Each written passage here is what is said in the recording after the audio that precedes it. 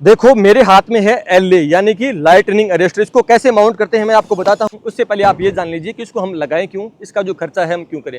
आप हर साल पढ़ते हो ना कि आकाशीय बिजली की वजह से 2 लोगों की मौत होगी, 4 लोगों की मौत होगी, उस जगह 6 लोगों की मौत होगी।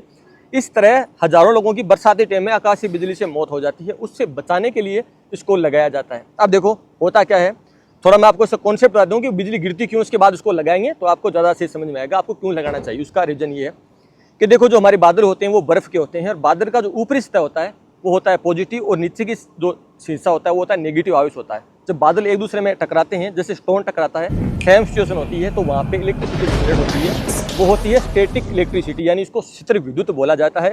अब मेरे को एक लड़के ने ऐसा कमेंट किया था कि वो एसी होती है या डीसी होती है, तो जो स्टैटिक इलेक्ट्रिसिटी है उसमें एसी और डीसी दोनों के गुण पाए गए हैं, तो उसकी तरफ हम नहीं जाएंगे। अब जो बहुत ज़्यादा मात्रा में इलेक्ट्रॉन जनरेट हुए जो कि नेगेटिव आवेश के अंदर होता है, अब वो जनरेट हुई इलेक्ट्रिसिटी जमीन की तरफ जाने की कोशिश करती है, यानी कि अर्थ यानी कि पृथ्वी की तरफ आने की कोशिश करती है। अब वो पृथ्वी की तरफ क्यों आएगी, इसके पीछे लॉजिक क्या है। देखो जो जमीन होती है उसमें पॉजिटिव आवेश होता है, तो इस बात का आपको पता है कि जो विपरीत आवेश होते हैं वो एक दूसरे को आकर्षित करते हैं, यानी जो बादल का नीचे का हिस्सा है जो इलेक्ट्रिसिटी जनरेट होती है वो सब नेगेटिव होती है, जो हमारी जमीन होती है वो पॉजिटिव होती है, इसीलिए वो जमीन की तरफ आने की कोशिश करता है। अब देखो हम उस बिजली को खत्म नहीं कर सकते, हम उसको जमीन में जाने के लिए एक माध्यम प्रोवाइड करवा देंगे, यानी उसके माध्यम से जाएगी तो कोई तरह का नुकसान नहीं होगा।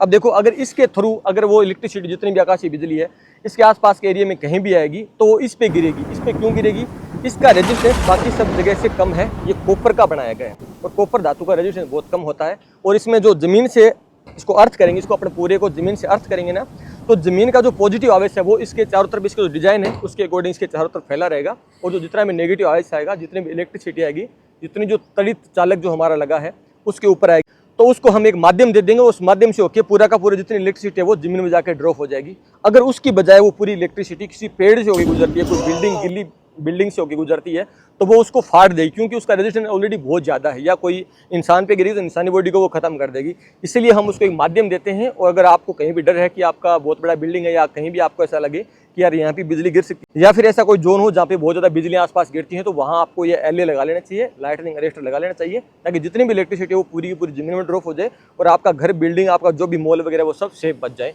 ये काम हर टेक्नीशियन आसानी से कर सकता है। चलो इसको हम लगाना स्टार्ट करते हैं स्टेप बाय स्टेप। ये बहुत आसान है, मैं आपको इसकी पूरी प्रोसेस बताता हूँ। एलए को हमने इस प्लेट पे माउंट कर दिया और नीचे ये दूसरी वाली प्लेट है। दोनों प्लेटों के बीच में इंसुलेटर लगा रहे हैं, वो इसलिए ताकि जितनी भी इलेक्ट्रिसिटी इसमें आए वो नीचे वाली प्लेट के साथ ये जो शेड है ना इसके अंदर ड्रॉप ना हो जाए, वरना पूरी इलेक्ट्रिसिटी पूरी शेड में चली जाएगी। हमें करना क्या है, जो हमारी लाइटनिंग है उसको इस वायर में ले जाना है, यानी इस वायर को इसके साथ हम कनेक्ट करेंगे और बीच में इंसुलेटर लगा दिया, ताकि जितनी भी इलेक्ट्रिसिटी हो, आकाशीय बिजली हो, वो पूरी की पूरी हमारे एलए में आए और एलए में आने के बाद इस वायर के द्वारा पूरी जाके नीचे जमीन के अंदर ड्रॉप हो जाए। इसीलिए हम इस सबको लगा रहे हैं। चलो इस पूरे को अपन माउंट करते हैं। अब ये जो प्लेट है ना इसको अपन सबसे पहले शेड के साथ अच्छे से माउंट कर देते हैं। तो इसमें बढ़िया से इसको माउंट कर देते हैं। आगे की वो प्रोसेस कर रहे हैं, आप बात को समझ रहे हैं ना। नीचे वाली प्लेट इसलिए लगाया ताकि पूरे सेट के साथ इसको माउंट कर दें और बीच में इंसुलेटर हो, ताकि ये दोनों प्लेटों का आपस में कोई भी संपर्क ना हो। चलो फाइनली एलए को कस देते हैं।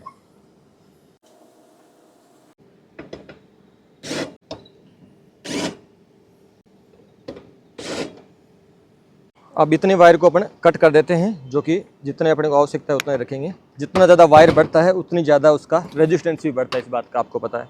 तो इसको यहाँ पर कट कर देते हैं। फाइनली यहाँ पे एक थिम्बल कर देते हैं कि इस पर थिम्बल लगा लिया, अच्छे से इस पर टेप कर दिया है। यहाँ पे आप ग्रीन वायर भी यूज ले सकते हो, ज़्यादा बेटर रहता है अर्थिंग के लिए, बट रेड भी चलेगा क्योंकि ये सेपरेट है, इसकी कहीं भी सप्लाई गई नहीं है, यानी इसकी जो अर्थिंग है वो कहीं भी नहीं गई है, सेपरेट अर्थिंग के अंदर गई है, तो कोई इतना बड़ा इशू होता नहीं है।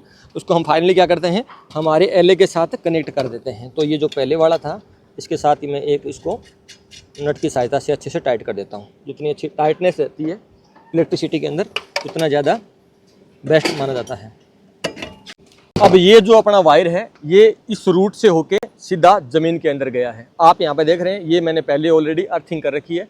अर्थिंग आप यहाँ पे प्लेट अर्थिंग भी कर सकते हैं, केमिकल अर्थिंग भी कर सकते हैं, ये दोनों प्रोसेस आपके हाथ में है।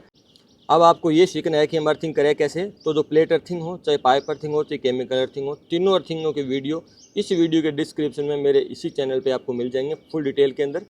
और फाइनली आपको ये वीडियो कैसा लगा कमेंट सेक्शन में अपना रिस्पॉन्स जरूर देना। अगर आपको इसमें एक भी पॉइंट मिस आउट हुआ तो आप मुझे कमेंट में दोबारा पूछ सकते हैं। आई होप आप इस पूरे एलए को आराम से लगा पाओगे। लाइटनिंग अरेस्टर को आप आसानी से माउंट कर पाओगे, इसमें आपको कहीं भी कोई इशू नहीं आया होगा। आपने सब चीज़ों को बेहतर तरीके से सीखा। और इसी तरह की और जानकारी के लिए मेरे चैनल को सब्सक्राइब कर लीजिए, ताकि आपको इसी तरह के कंटेंट कंटिन्यू मिलते रहे।